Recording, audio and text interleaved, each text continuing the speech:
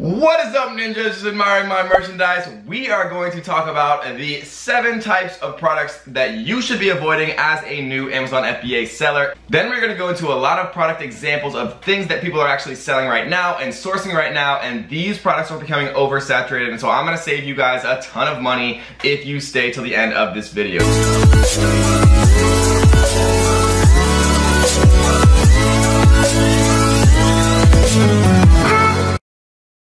So the first type of product that we want to avoid selling is breakable. And what I mean by this, guys, is things that are going to break in transit. So we're talking about glass here, we're talking about ceramic here, we're talking about, complicated technology or things with a lot of moving pieces that have a potential to break while in transit.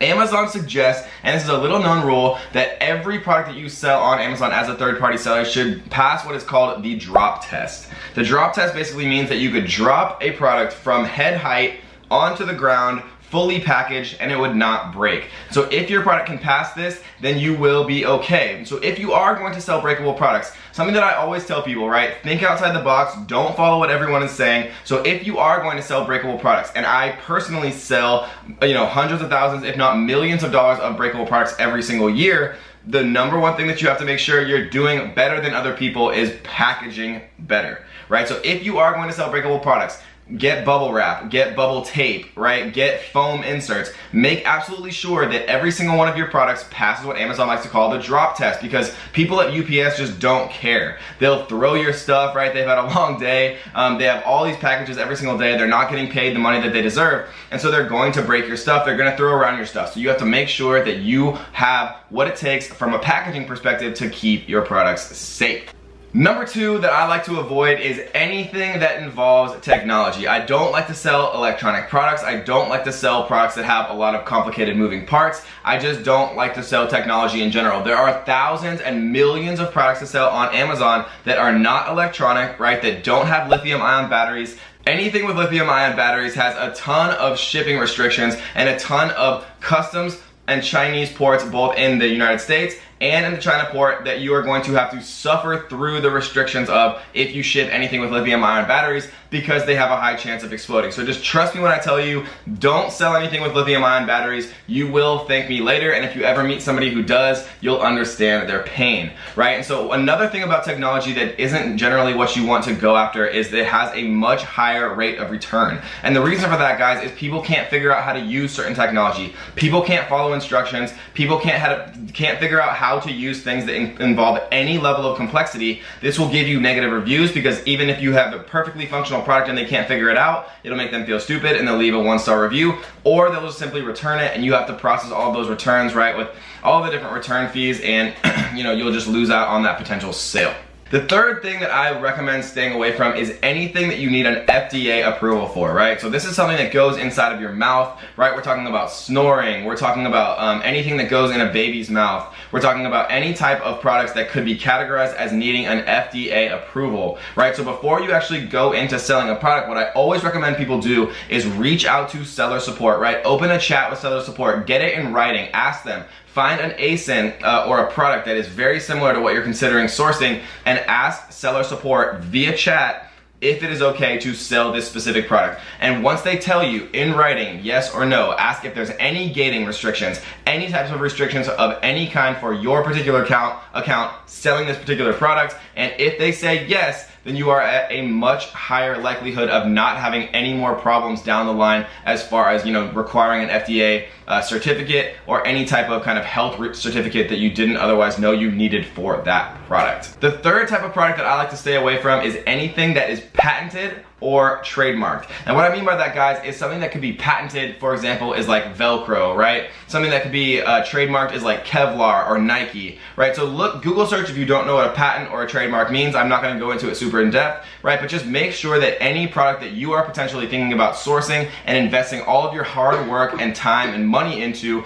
isn't patented or trademarked. The fourth type of product that I like to stay away from is clothing. And does this apply to all clothing? Absolutely not. but the main thing about clothing that I don't personally like and that I've had difficulties with myself is clothing that requires multiple different sizes, right? Because if I sell a t-shirt that comes in small, medium, large, XL, maybe double XL, that's 5 different SKUs, or 5 times the complexity, 5 times the number of different sizes I have to order and keep track of and assign variants to and assign different barcodes to, and it just adds a ton of complexity for not much potential, additional profit. And so if you are going to sell clothing, make sure it's something like a one-size-fits-all beanie rather than a t-shirt that requires, multiple sizes and multiple different SKUs and things you have to keep track of, because that complexity adds up quick. And if you haven't, ninjas, make sure you smash that subscribe button, turn on the notification bells, come down and leave a comment saying I subscribed so you can be immediately entered to win our daily $100 giveaway, where I'm going to pick one comment of people saying I subscribed from every single video and immediately sending them $100 via PayPal. The 6th type of product that I like to stay away from is toys. And the reason that I like to stay away from toys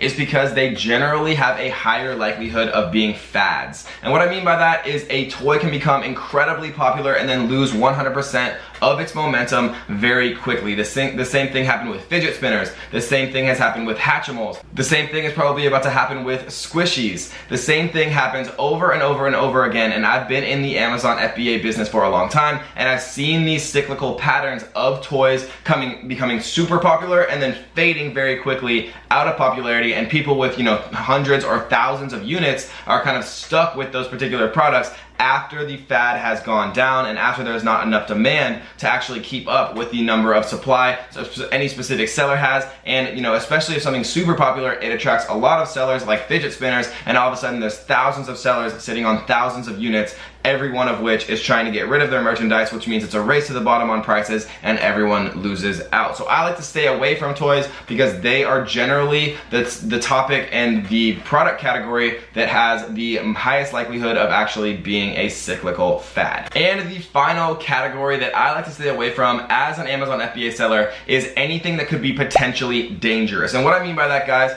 is requiring a ton of product liability insurance.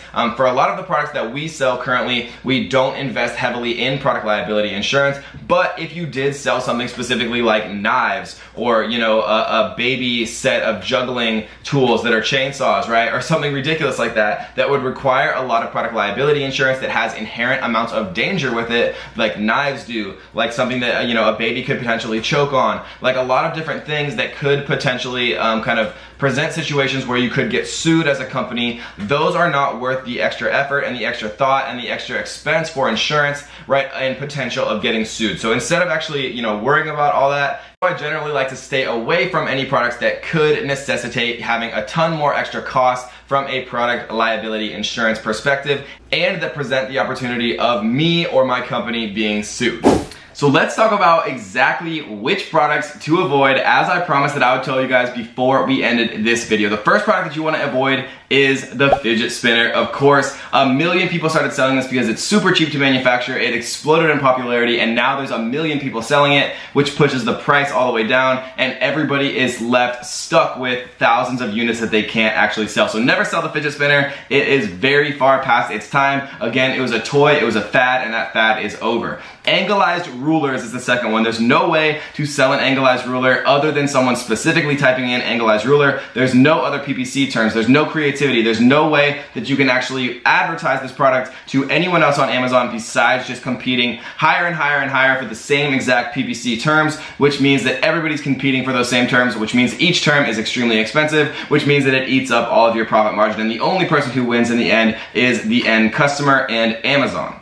The next one that we want to talk about is letterboards. Letterboards look very enticing on Amazon FBA. They look very enticing on Jungle Scout, on Viral Launch, but there are a ton of people actually sourcing and launching these products as we speak. How do I know that? Good question. The way that I know that is that I'm actually friends with a lot of the people who own the biggest software out there, like Zonjo, like Viral Launch. I speak to the CEOs, I speak to the founders often, and they tell me, Kevin, we're seeing 50 different people all simultaneously launching a letterboard. So if you're gonna tell your students, if you're gonna tell your followers and your YouTube fans not to launch any specific products, it is the letterboard. So believe me if you want, don't believe me if you want, but there are a ton of people launching this, and it is a product that is soon going to be extremely oversaturated. The next one is chalkboards and mini chalkboards. Again, same exact thing. My friends who are, you know, part of these big launch services who deal with thousands and thousands of sellers and launchers every single month on Amazon are telling me products to avoid. Chalkboards and mini chalkboards are 2 of the 3 that they actually told me not to have my students and my followers sell.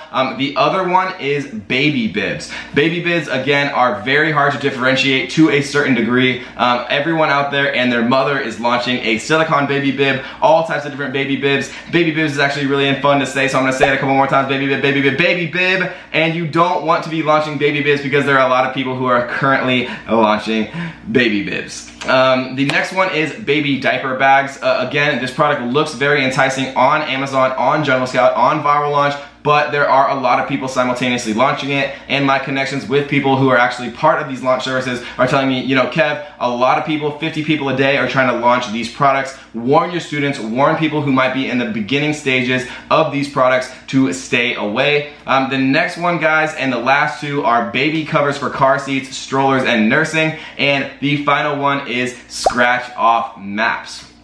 If you found scratch off maps in 2014 or 2015, then you probably made an absolute killing.